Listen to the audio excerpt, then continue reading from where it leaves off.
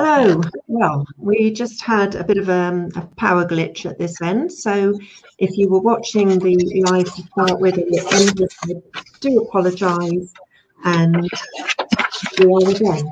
Oh, there's a bit of noise going on there. This is the poetry of painting. And I have as my guest this week Bernard Jacobs, who is a well-established and published poet. So you may have already heard Bernard tell you a little bit about himself, but I'm going to make him do it all again if he doesn't mind, and just tell us who he is and what he's been up to and a little bit about his story as a poet. Okay. Well, for those of you who've already heard this, I'll be asking questions later.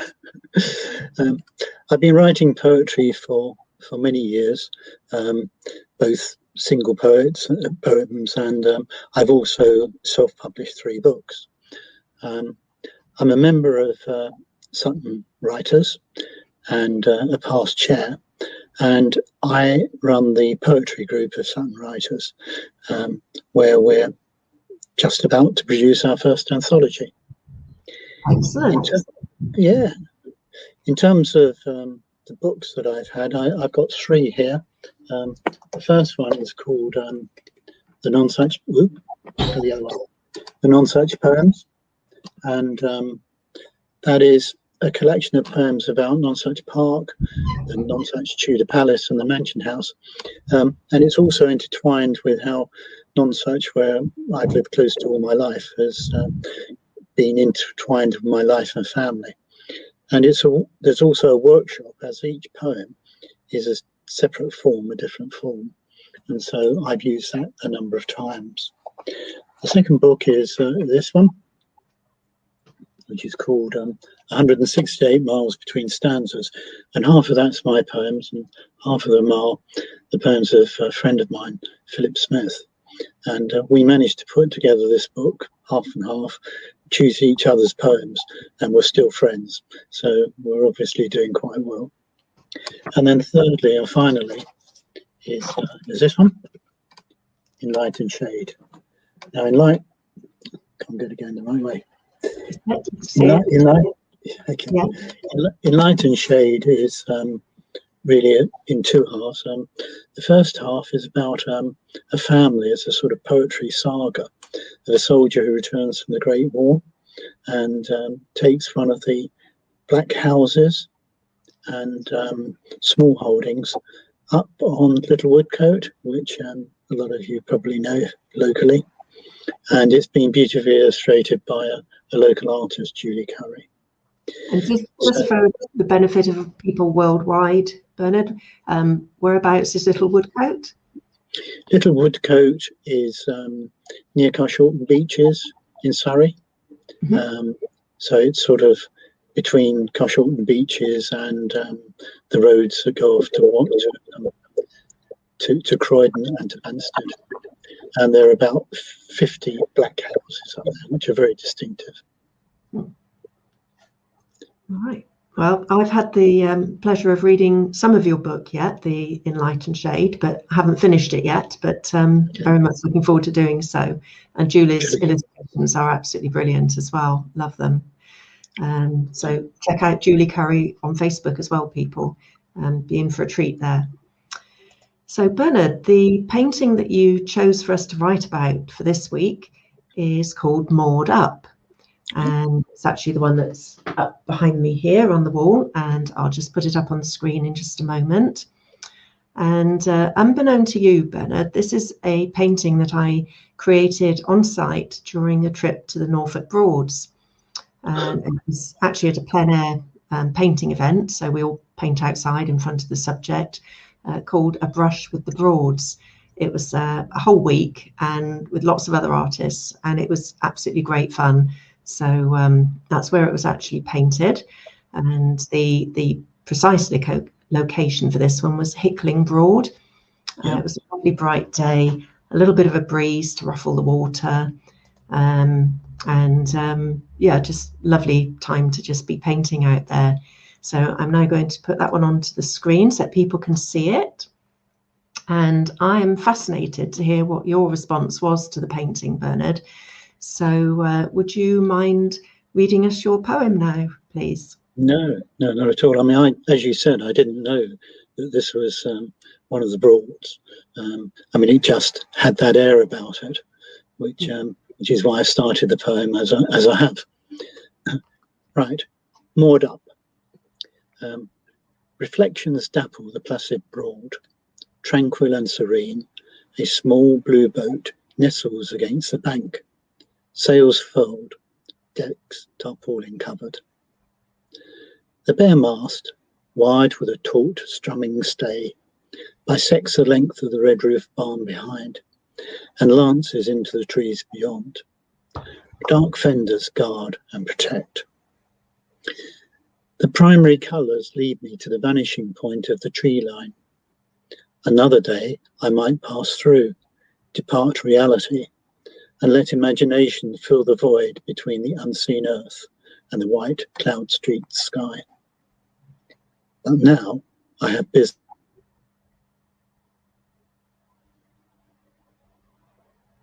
Oh, Bernard, I think you've frozen, or I've frozen. I can't hear you there, Bernard. Are you with us still? That's really annoying. We're just being bugged by technology issues tonight, unfortunately. And sadly, we're not going to get to hear the end of Bernard's poem at the moment. Hopefully he'll come back with us in just a minute and finish off his poem for us. So in the meantime, battling on against all the technology odds tonight, here is my poem, which is based on the same painting and a little more light-hearted. So obviously it's called Moored Up as well. And it goes as follows. By the old boat shed, resting quietly now, the silent boat waits, moored stern and bow, with hull of pale blue and mast standing proud, its tarpaulin covering by way of a shroud. The boat bides its time, sails neatly furled, protected by fenders, inured to the world. What tales it could tell of outings in the sun, racing other yachts and paddle boats outrun. It's had some adventures, it hopes it still will, during the summer before autumn's chill, stopping for picnics without running aground, watching the wildlife without making a sound. Hello. Hi, Bernard. I'm just reading my poem for a moment and then we'll just get yours finished off, if that's okay. Okay, fine. I'm sorry, it was my broadband this time crashed.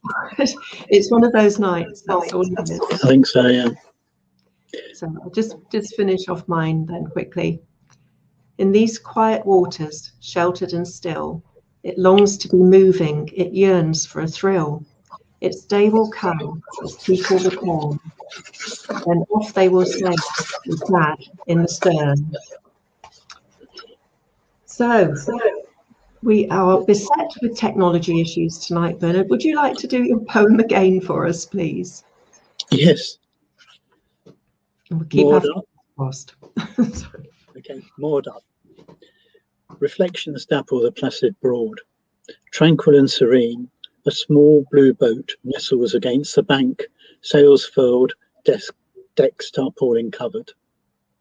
The bare mast, wired with a taut strumming stay, bisects the length of the red roof barn behind and lances into the trees beyond. Dark fenders guard and protect. The primary colours lead me to the vanishing point of the tree line. Another day I might pass through, depart reality, and let imagination fill the void between the unseen earth and the white cloud-streaked sky. But now I have business within the barn. I must face my nemesis, struggle to escape my fate, for I know what awaits me. I must destroy or be destroyed. Wow. So you've now left us hanging wondering what is your nemesis, Bernard. You are just leaving us in suspense here. Are we allowed to ask what your nemesis might be, or is it something that you haven't even managed to identify yet? Well, when I go in the barn, then I'll know that how it's representing itself this time. No, I mean, I don't have a defined nemesis for you, but I mean, when you offered me the choice of picture and I offered for Moored Up, I did that because I love water and boats. And shall I speak a little bit more about what I then did? Yes, absolutely. Well, my first thought was to write just an extractic poem and to transfer the image into words. And this is what I've done in the first 3 stanzas. Just I've used soft words such as dapple, placid, tranquil, serene, and a sympathetic description of the boat and the mooring point, although I already signal a harder edge with strumming, lances, dark, guard, and protect. But I wanted to go beyond this. So in stanza 4, using primary colours and the vanishing point to tie in with the painting, and the opportunity poetry offers, then to go beyond the image, you see, and its interpretation into an imagined extension. Perhaps if I describe what's behind the screen of the trees, but then in the end, I decided only to use what we see in Moored Up, to look into the picture, specifically the barn, and bring an unsettling and unresolved quality to the tranquility, which I can do with poetry beyond the image that we actually see. So I can use my imagination. Maybe I might call this form ecstatic noir, but it becomes a little dark, and it's more than the tranquility that we see with the directness of the picture. So a bit more of a hidden story behind it. Yeah. We have a comment, by the way, from Ritesh. Thanks very much for watching, Ritesh. Lovely to see you there. And he says he loved 168's backstory and looks forward to reading it one day. So right. I think you've got a new fan there, Bernard. Ritesh is actually going to be back on the show in a couple of weeks' time as well, which I'm very much looking forward to. So that's an exciting event in the future, hopefully with technology behaving itself this time. So yeah, let's hope so. Yeah. So Bernard, roughly how long does it take you to write a poem on? Is there an average, or is it just depend on the subject or your mood or anything like that? Sometimes it comes quite quickly. But it does depend to an extent on the subject. I mean, I write quite a lot of protest poetry, and that tends to be really very immediate. You know, something happens which makes me feel as if I want to state an opinion, make an appearance into the argument, and as I say, that would generally be quite quick. But different poets write in different ways, don't they? Some poets are very immediate all the time, and so they have an idea, they have a poem, they put it down on paper, and then they work at it once it's down on paper or on their computer. I don't generally tend to write like that. Generally, I have an idea, and it will, well, as my friend Philip Smith would say, it composts for some time in my brain, and it's only when I feel that I'm ready to make a decent attempt at it that I will actually then put it down on paper or into my computer. But whoever you are, I think, as a poet, and however you write, it's not just in the immediate poem. You know, you have to work at it, you have to edit it, you have to refine it, so that you come out with the best poem that you can, because you owe that. You owe that to yourself, you owe that to your subject, you owe that to your readers. I tend to have ideas come, and then I'll put down words. I mean, I'm at the start of poetry, I'm not experienced, and I'll put down phrases, and then I'll try and sort of work my way around them. And I tend to work on the computer, so I can just, put something in, move it about, change it around, just until I get it working right. But oh, Chris has managed to join us. Welcome, Chris. He apologises for missing the start tonight. A few techie issues, Chris. Don't worry. And do you tend to listen to music while you write or anything, Bernard, or do you need silence? Do you have a preferred way or a preferred location? You know, your desk or a den or whatever to write in? Yeah, I've got a study, and I generally tend to write in there. I don't usually have music on. It's not that I don't like music. I love music, but I tend to sort of get myself immersed in it. And if I had anything on in the background, I wouldn't really be hearing it anyway. So, when I'm writing, I like to write. To think about what I'm doing. Yeah, because I think there are some poets who actually write poetry about music as well. Is that another thing, as opposed to ekphrastic poetry being about art? Oh yes, very much so. I mean, I think I have written a number of ekphrastic poems about music. There's one called Leningrad, which is about the Leningrad Symphony by Shostakovich. And I find ekphrastic poetry very interesting because you can do what I did in the first three stanzas of Moored Up, and really be taking an image and turning it into words. But you can also sort of go a remove from that. So you may be writing about the artist or the composer, but not directly. In the second half of Enlightened Shade, the poems are all sonnets, and they're divided into three sections. One of them is called Artists, and in that section, I'm writing about. There's a poem about Turner, for instance. So I'm writing about the way that Turner paints and how we see his paintings in general, rather than a particular painting. Whereas Leningrad, is about the symphony, or about the time of the symphony, but it's written in a completely different way. It's about the experience of somebody in Leningrad at that time, rather than saying, the first symphony starts like this with the drums. So it's not extracted directly in that way, but it is at a move. So I think you can do that, and it's very relevant still.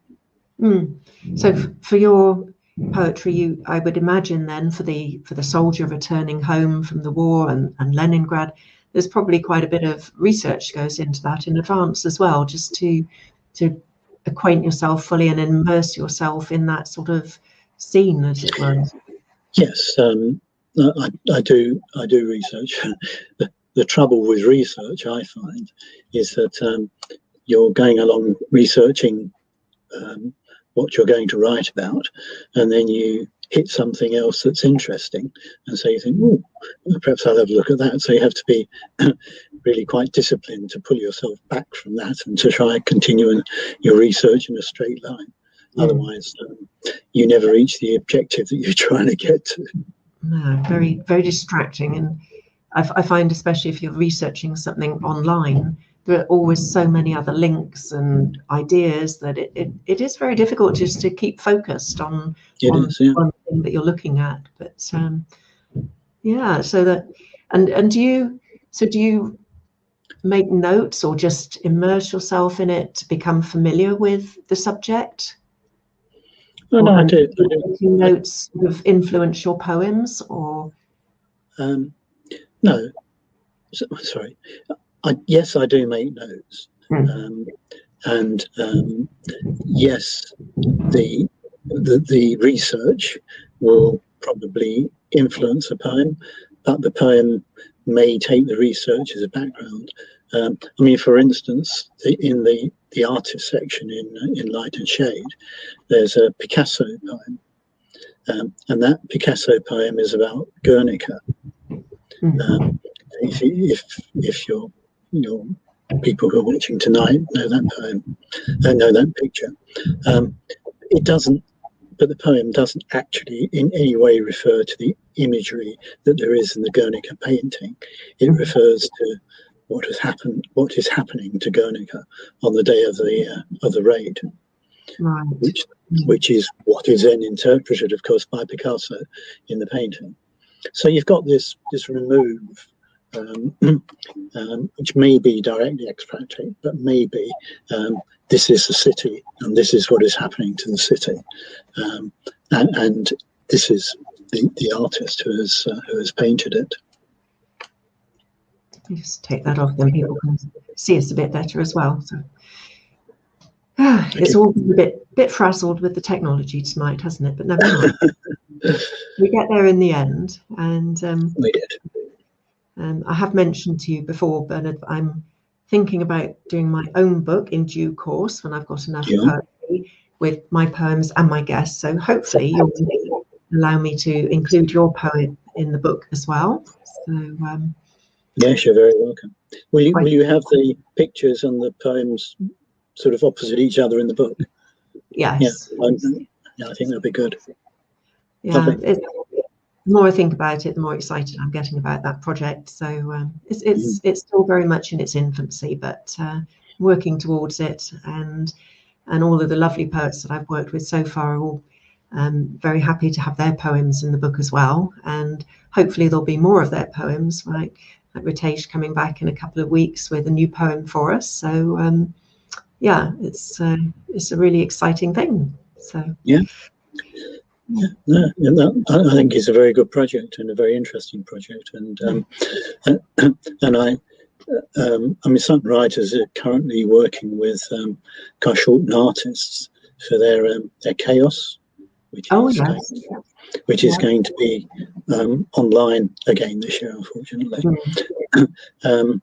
And I think bringing arts groups like that together, and people who paint or sculptors or write or whatever, we all learn and can get influence from each other.